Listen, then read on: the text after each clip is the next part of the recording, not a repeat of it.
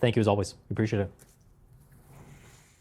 Well, at least 40 people have been killed in a large-scale Israeli military operation in Lebanon's Bekka Valley. For a week now, the Iranian-backed group Hezbollah has been the target of heavy Israeli bombing.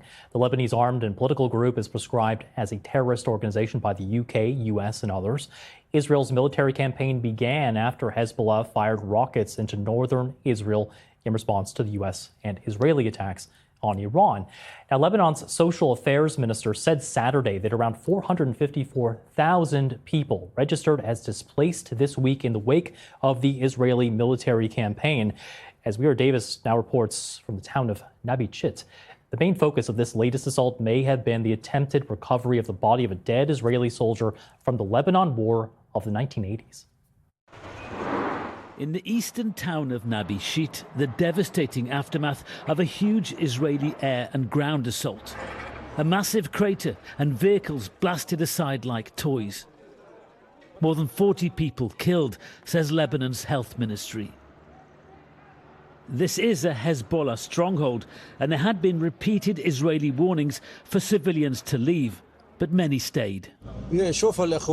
At midnight, we felt a strange movement on one side of the village. It turned out to be an Israeli commandos unit deployed for some mission. The resistance then surrounded them, and heavy clashes ensued.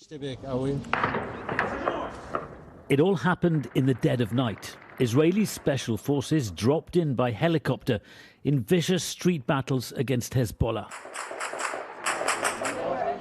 By daybreak, evidence of the deadly chaos.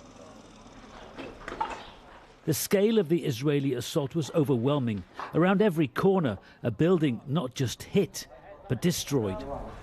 Well, this appears to have been one of the biggest Israeli operations of this short conflict so far. Locals say there were more than 40 airstrikes in the space of just 30 minutes. But was all of this a distraction for the real Israeli objective?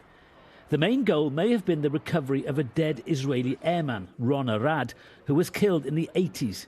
Whatever the intelligence, Israel later acknowledged his body wasn't there. As we left another bombed house, this, said relatives, the home of a Lebanese army officer, not Hezbollah. 12 people, all women and children, reportedly killed here, some bodies trapped under the rubble.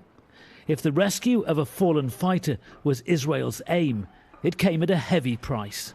Weir Davis, BBC News in the Bekka Valley.